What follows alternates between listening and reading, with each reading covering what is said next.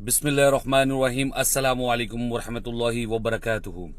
रसूलुल्लाह सल्लल्लाहु अलैहि वसल्लम ने फरमाया, मोमिनों की मिसाल एक दूसरे के साथ मोहब्बत करने में, एक दूसरे पर रहम करने में और एक दूसरे के साथ शफकत और नरमी करने में एक जिस्म की तरह है।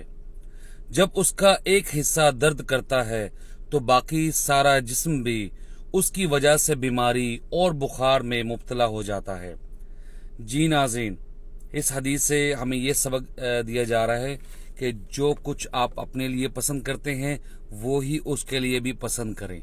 ठीक हो गया जी, बराबर हैं सब।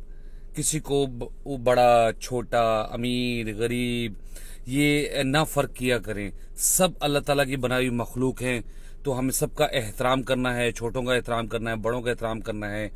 और यही फ़र्क हमें नमाज में ख़त्म कर दिया गया है हमारे दरमियान, बड़े का, छोटे का, अमीर गरीब, मालक मुलाजिम, इनका।